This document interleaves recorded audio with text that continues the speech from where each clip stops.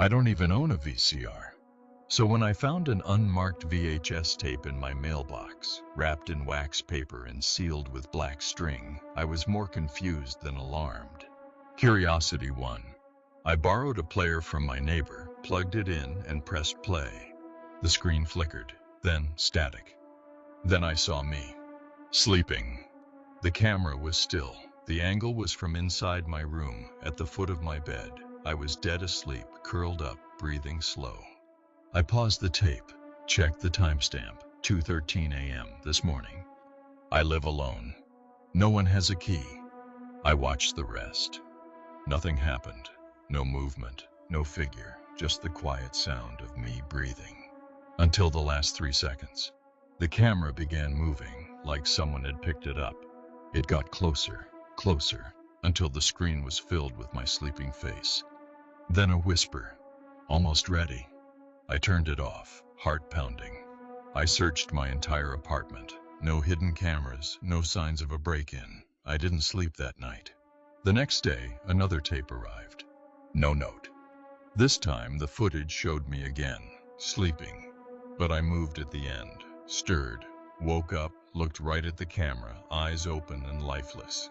Then I whispered something. I played it back 20 times. It's my voice, but not me. Soon. Last night I set up my phone to record while I slept. This morning I checked the footage. At exactly 2:13 a.m. the video cuts to black. For 6 full minutes. Then it resumes. I'm back in bed, unmoved. But something's wrong with my face.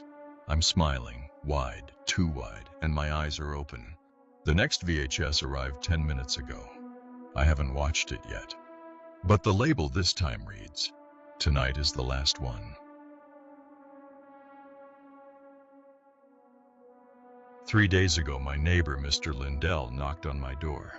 We don't talk much. He's quiet, keeps to himself, but he's always polite.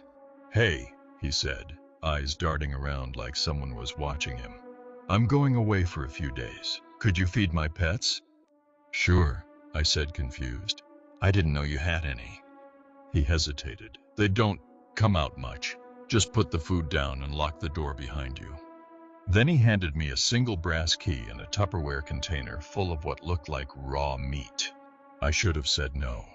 The first night I went over around 10 p.m. His house was dim, smelled like wet earth and copper. I called out, no answer. I left the meat in a metal bowl by the basement door, just like he told me to, and locked it. That's when I heard it. Scratching, but not like a dog or a cat. It was deliberate, rhythmic, like something tapping in a pattern. I left in a hurry. The next night I found the bowl licked clean, but the basement door was cracked open. I shut it fast, locked it, and shoved a chair in front of it, just in case. Then I noticed something else. Handprints. Small, human-sized, but wrong. The fingers were too long, with smudges where the nails should be. Dozens of prints on the walls, the ceiling, some smeared, like whatever made them had been crawling. I didn't sleep that night. Last night was the worst. When I got there, the front door was already open. The lights were off. The meat was untouched. And there were whispers. From the basement. I tried to leave, but the door slammed shut behind me. Then, footsteps upstairs, even though I knew I was the only one there. I backed into the kitchen, grabbed a knife, and waited. The basement door creaked open behind me. I turned. There were eyes in the dark. Glowing, yellow, blinking one at a time, out of sync. They crawled out, not pets, not even close, hairless. Pale things with too many joints and mouths in the wrong places. They stopped when they saw me, then hissed in unison, "Not him, not tonight." And they crawled back down. The door shut behind them. I didn't wait, I ran. Mr. Lindell came back this morning. I asked what the hell I'd been feeding. He smiled. "Old things. They keep to themselves, usually, but they remember kindness." He took the key back. And now, at night, I hear scratching under my house. I don't have a basement. We buried my brother on a Thursday. The funeral was small, just family.